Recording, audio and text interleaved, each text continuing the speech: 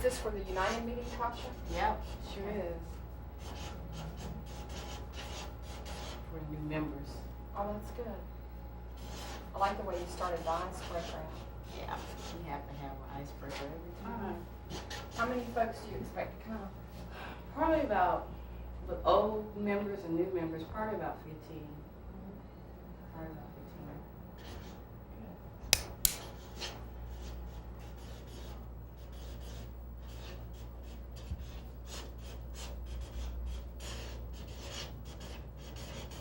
No more talk, ladies. Did the meeting, did the folks continue to meet during the summer?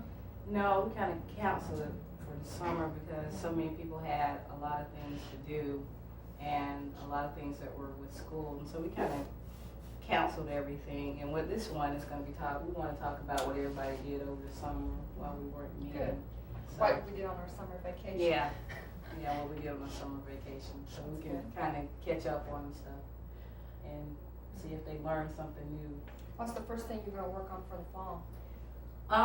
We're really going to try to get a lot. Turn it around a little bit more like that. Yeah. We're going to try to get more. Just keep turning. That's right. Okay. Yeah, go ahead. We're going to try to recruit more members, and we're going to try to work on getting a multicultural club in the school. That's what we ended with last year, but we didn't really get to finish up on it because summer came up too soon. So we're going to work on that and work on some recreation issue hopefully this fall too, and just getting our group together stronger. Since we just started in January, so that's really good. I was wondering if any of the parents are going to be involved this time I think parents will be involved, but we're still going to have a youth controlling their own group, but we're going to have the parents involved in a way that it's almost separate. That the parents will be involved, but they won't be directly involved in what the youth group is doing. But I will be involved with the parents, doing meetings and that kind of thing, monthly meetings, hopefully, with the parents. That's a good idea. Are they going to do organizing too, like writing? I hope so. I hope so that they'll support their young people in doing the organizing, and hopefully they'll do more fundraising than a lot of fundraising and organizing and getting new members in also. So it'll be educational for them to let go, I think. Susan, you can come right over here. That sounds really good.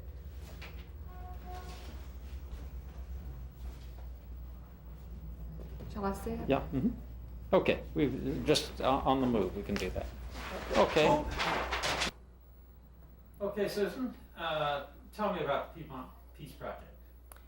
Piedmont Peace Project is an organization made up of low-income black and white people who are mostly mill workers, textile mill workers, farmers, domestic workers, and truck drivers, and other working class people who have come together to work for social and economic justice. Where did the idea come from? Well, the organization started about 6 years ago. Tell us where we are, the organization in Kannapolis. Okay. Piedmont Peace Project is located in Kannapolis, North Carolina, and it started 6 years ago when the director, Linda Stout, moved back into the area from Charleston, South Carolina, and she had been involved in working for peace there.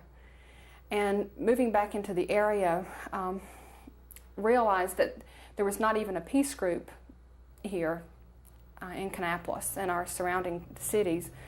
So she decided that it was really important to try to do that. And I got involved because I had always been I'd always been interested in those issues, but I never had a peace group to go to.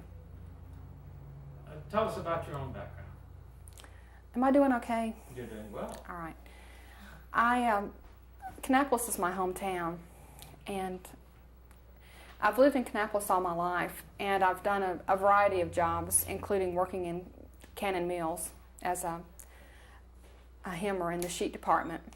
And I've done other kinds of work. But both of my parents worked in the mill probably 45 years each. And this has been my hometown, and I've lived here basically all my life. And I feel like I'm doing miserably, I'm sorry. No. I've lost my train of thought. I can't get focused. I'll try to get it together, I promise. Are we ready to go? Yep. Okay. I've lived in Kannapolis all my life, and both of my parents worked in the mills probably 45 years. And that to me makes it exciting to do this work in the area because, for one thing, everybody that's involved as an organizer and staff person with Piedmont Peace Project have been raised and lived in this area always. And I think that's one thing that's made us so successful because we're not folks from the outside, as people here talk about sometimes. You know, this is our home and we care about it, and we feel like it's important to do this work.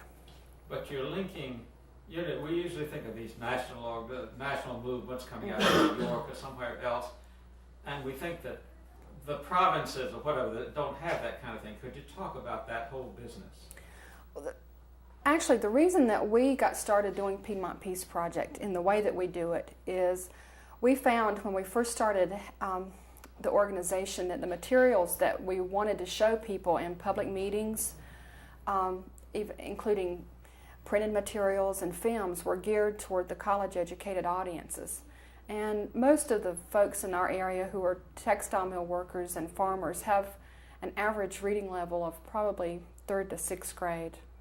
So we struggled as an organization to try to have materials that we could really use that would be effective, because we knew that pie charts and elaborate graphs and that sort of material that's typically used within the peace movement was not effective here. And to deal with that problem, we decided to talk to local people in our areas to find out what their concerns were. And we would go into their home and just sit with them and talk with them to find out what was, a real concern to them. And by doing that, we found that people were interested in nuclear weapons. People mentioned time and time again that they were afraid of war starting and dying in a war and just having the earth destroyed. We also heard that people were interested in not having, on a community level, not having adequate water and sewer, or not having the money to send their kids to college. We really found out what key issues people were most concerned about. And what we decided to do to help folks in our area understand the connections like housing and health care,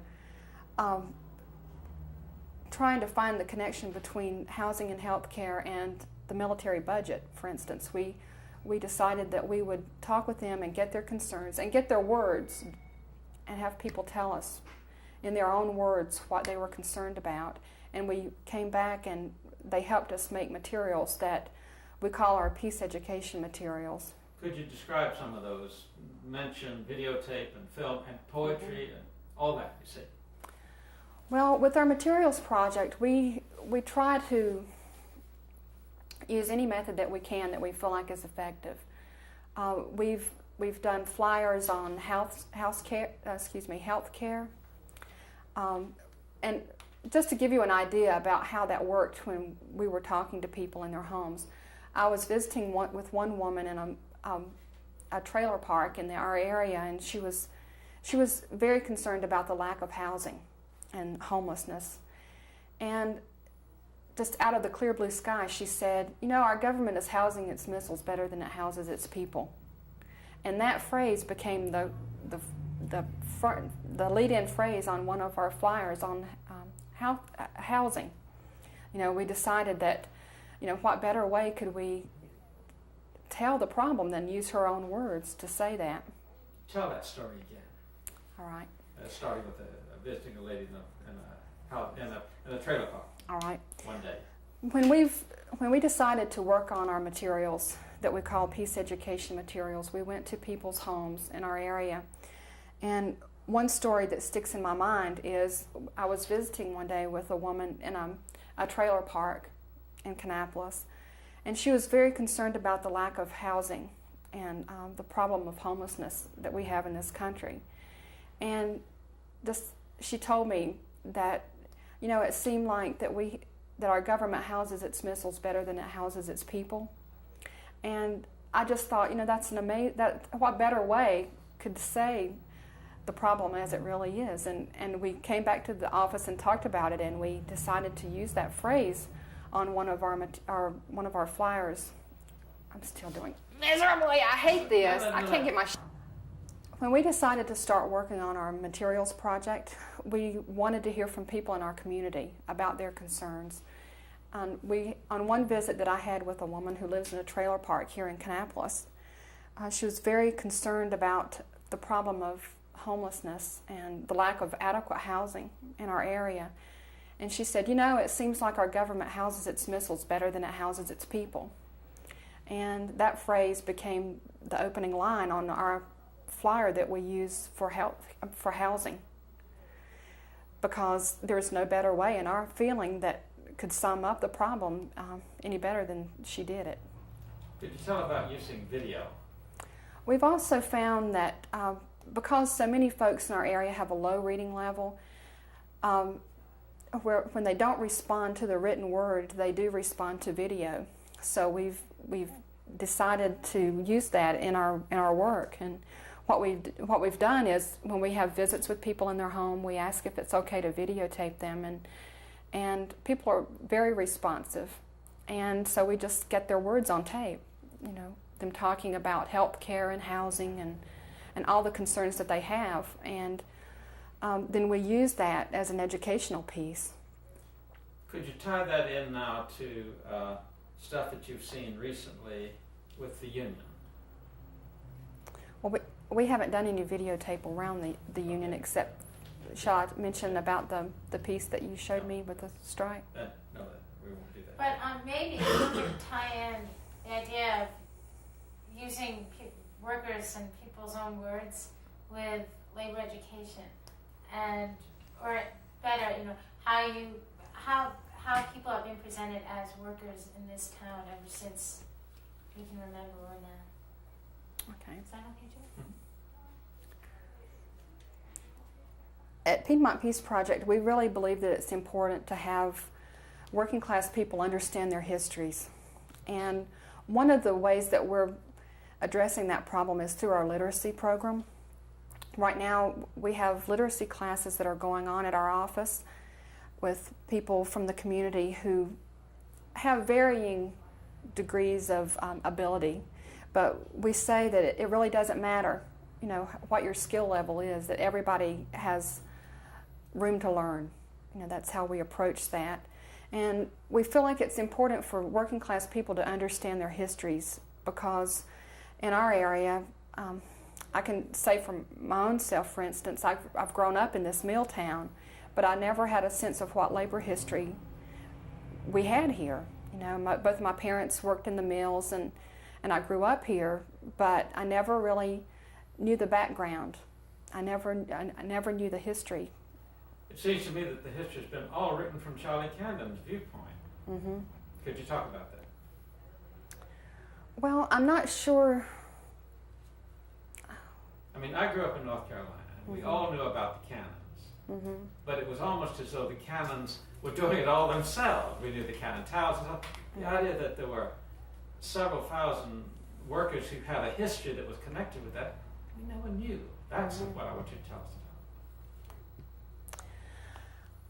Growing up in Kannapolis, I guess I always read in the newspaper or heard the stories that came out about the mill, and the stories like with Mr. Cannon and his family and how the mill worked. But I never really had a history or a sense about the history about the workers. Nobody ever talked about the working people in the mills. And I feel like it's one of the things that we do with Piedmont Peace Project is we want to tell those stories. We want people to understand our history and what it means to have family that have worked 45 mills, what it means to have family members that have worked 45 years in the cotton mill, and how that relates to our lives now in Kannapolis. Did you know about your own family's background? I knew that both of my parents worked in the mills, but I have to say that it's only been in the last year or so that I've really understood the connection. For instance, I just recently read the book called Like a Family, and it talked about how historically with the cotton mills in our area, folks back in the early years, way before the 30s, they came mostly from farmers because the economy was so bad at that time that people flooded into the towns that had cotton mills because that was really the only livelihood at that time. And when I realized that, I was really struck because both of my parents' families did that. My grandfather was a farmer, and he moved his family here to do work in the mills. And my mother's family came from the Rockingham in Richmond County, and they too migrated here to work in Cannon Mills. And I thought that was amazing, it made me feel like that was my history, and I felt a part of it to understand that. And I would have never had that experience had I not read that book, because whenever I was in the schools here, we never heard those kind of stories. Nobody had a sense of how it all happened, how people came to work in this mill town, and what it meant to be workers here. No, I never had a sense of that. Whenever I was in, especially high school, folks had it was almost like a joke, we all said, we're not going to go to work in the cotton mill, nobody's going to work at Cannon Mills. That's fine for our parents. And we feel proud of our heritage. We're really proud of the life that the mill has afforded us here, but we didn't want to do it. But most of us, I guess, have ended up working in the mill in one way or another, and varying lengths of time. But I've worked there, and I always thought that I wouldn't do that. But I feel like in the mill village, life so revolves around the cotton mill that it's hard not to become a part of that at some point in your life.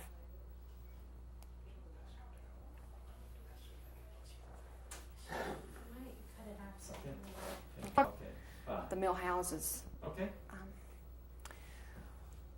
I grew up in the mill village. My family still lives in one of the mill houses there. And there have been changes over the last years. Years ago when David Murdoch bought the mill, he bought the real estate too, and that included the mill village, the houses. And after he decided to sell Cannon Mills to Fieldcrest, he retained the mill village as far as the stores and the homes there, the houses. And he decided to start selling them to the families if they wanted to buy them. And it was really interesting living here then, because it was one of the things that happened as when the houses were sold, they oftentimes were painted different colors. And that was it sounds kind of funny, but that was one way of knowing which houses had been sold, because for years the textile homes were just painted white. They all looked alike. And it was only when the houses started being sold that they were painted different colors or had siding put on that were in pastel shades, and that was different. That was really different in the mill village. Was that a sign of revolt or a sign of individuality? What would you say that was? Well, it felt like a breath of fresh air to me. My family does not own our house, but I've always thought that was really refreshing to me to get away from those white mill houses. It felt really good to have a little variety in life, I guess, and that's to me what happened. And I think people were really proud, those that were able to buy their homes, to show their individuality, I guess. It felt good. Could you talk about your... I'm Pip. I'll put it down. I'll be good. Could you talk about growing up in a mill village and just say, well, I was born in X years, so that we know that you're talking about it now, not way back young. And compare it with what you heard from your parents. Okay. Well, I've lived my whole life in the mill village. I was born in 1955, and our family lived in a mill house then. And growing up in a mill village was a good way to live then, from my perspective and from my family. We always felt like we had enough. We felt, in fact, I grew up feeling like I was middle class, and it's only been as an adult I've realized that we were working class people, and I take great pride in that now. But growing up in Kannapolis was a good place to live. You know, the city schools especially were very fortunate that Cannon Mills always put a lot of money into the schools. You know, it was reflective, I guess, in the marching band, for instance, at A.L. Brown High School. It's very well known for its successful band, and they've traveled a great deal. You know, they even were in some years ago back in the 70s, they were invited to Holland to the international band competition, and they've traveled several different places. So people here are really proud of the band. And the football program, you know, they have Nautilus machines in the football program, and those guys work out, and they're great. You know, we're state champions. So folks have had always a lot of benefits by living and growing up in the Mill Village. It's been a good place to live. But I guess as I've grown older, I've understood too that not everyone shared those same benefits. It was probably 1971 or 1972 that black families were able to live in the Mill Village. Generally, they weren't before then. And so there have been slow changes, I guess, over the years. And now it feels to me that it's more equal for people. You know, black and white families live together in the Mill Village now, where they didn't when I was growing up. Could you talk about the dependence as against independence of that kind of and I'm going to use a word that's become pejorative, but I don't mind it, that kind of paternalism. Mm-hmm. Because it seems to me that the Peace Project is working just on that edge. Mm-hmm. Are you going to trust the mill to do it? Are you going to do it yourself? You see what I mean, okay? One of the things that we work... Now let me start again. That's not how I want to start it. When you live in a mill village, there are benefits, but there are also special circumstances too, I think. I believe you see that especially in the city government, for instance. Often many of the representatives come out of the mills. Often many of the churches in the area are the beneficiaries of money that comes from the Cannon Foundation. And I think while there are very distinct advantages to that, there are also limitations, I believe, because I think growing up in the mill village, you just come to feel like everything's going to be taken care of. I remember especially when I was little, I used to go to, my father worked in the shop in the Cannon Mills, and when they had, I need to start again. Okay. My father, no, I'm losing it. Growing up in the mill villages does have its advantages, but it has limitations too. And some of the limitations that I've seen has been that people they don't feel free to speak out about issues very easily. And I think that the reason that happens is the structures are in place that keep people from feeling like they can speak out very well. And what I mean by that is a lot of times churches in our area have received a lot of donations from the Cannon Foundation, and that's been very beneficial to this community. I mean, they've made this a good community to live, but it's also formed a situation where it's really difficult for people to speak out sometimes. It makes it hard for people to feel like they can speak out to make changes. And when you grow up in a mill village, I always felt like, you know, the Cannon Foundation, the Cannon family, Mr. Cannon was taking care of us. You know, I remember very well being just a little girl. My father worked in the pipe shop at Cannon Mills, And every Christmas they would have a Christmas party for the workers, and Mr. Cannon, Charlie Cannon, would come, and he knew my name, like he knew the names of all the children there, and he would remember from one year to the next, and it felt like a family. And I think when people grow up in that situation, while there are advantages to that, it makes it hard to speak out. We don't grow up here with a history of being able to speak out and being involved in organizations like Piedmont Peace Project that work to change things. Now, it seems to me, and again, this may be an idea that you don't want to consider wholly additional, Jimmy, but it seems to me, I've talked around people around the street, that people yearn for the time when the stability that they, at the same time that they kind of fretted because it was binding them down. If you could talk about that a little bit, if you're comfortable with it. I am. One of the things that I've seen, there's someone driving in, we might need to stop.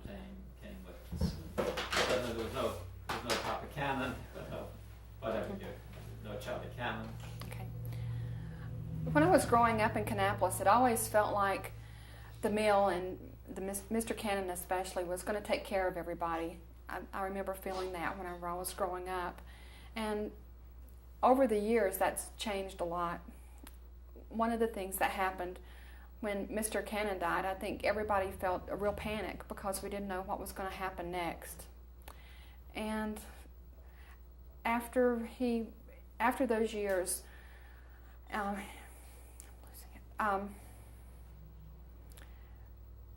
I think people really struggled not knowing what was going to happen next.